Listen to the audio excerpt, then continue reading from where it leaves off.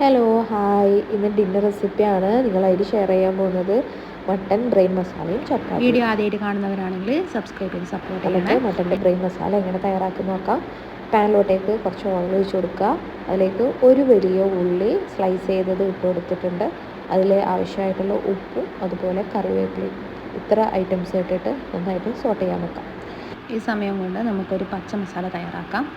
അതിന് വേണ്ടിയിട്ട് വെളുത്തുള്ളിയും ഒരു പീസ് ഇഞ്ചിയും 2 പച്ചമുളക്, എരിവിനനുസരിച്ചിട്ടുള്ള പച്ചമുളക് ഈ ടൈമിൽ നിങ്ങൾക്ക് ആഡ് ചെയ്യാം.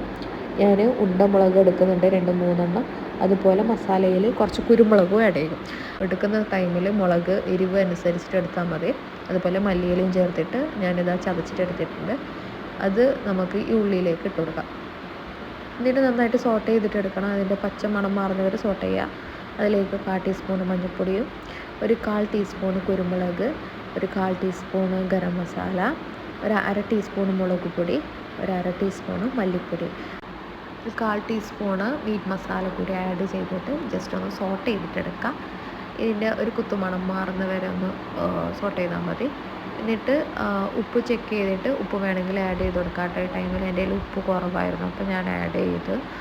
ഇനി ഇതിലേക്ക് ഡ്രെയിൻ ചെയ്ത് വെച്ചിട്ടുള്ള മട്ടൻ ബ്രെയിനാണ് കേട്ടോ ഇട്ട് കൊടുക്കുന്നത്.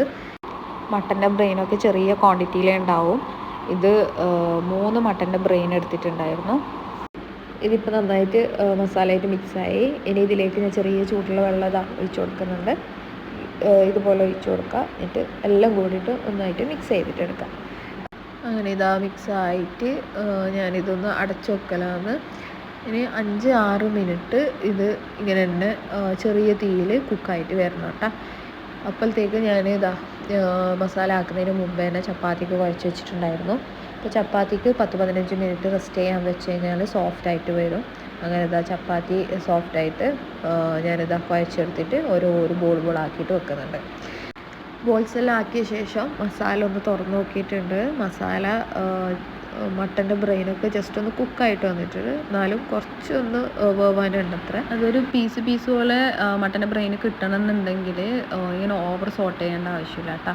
നമുക്ക് അങ്ങനെ പീസായിട്ട് ആവശ്യമില്ലാത്തതുകൊണ്ടാണ് ഇങ്ങനെ ഓവർ മിക്സ് ചെയ്തിട്ട് കുറച്ചും കൂടി ഡ്രൈ ആക്കണമെങ്കിൽ നിങ്ങൾക്ക് അങ്ങനെ ഡ്രൈ ആക്കുകയും ചെയ്യാം കേട്ടോ. ഒരു 2-3 മിനിറ്റ് അടച്ചു വെക്കുന്നുണ്ട്. ഇത് കുറച്ച് 2-3 മിനിറ്റ് ആയാൽ കുറച്ചൊന്ന് സെറ്റായിട്ട് കിട്ടും. ഇനി ഓരോ ചപ്പാത്തിക്ക് കുഴച്ച് വെച്ച് ബോൾസ് എടുക്കുക. എന്നിട്ട് ഇതുപോലെ പരത്തി എടുക്കാം.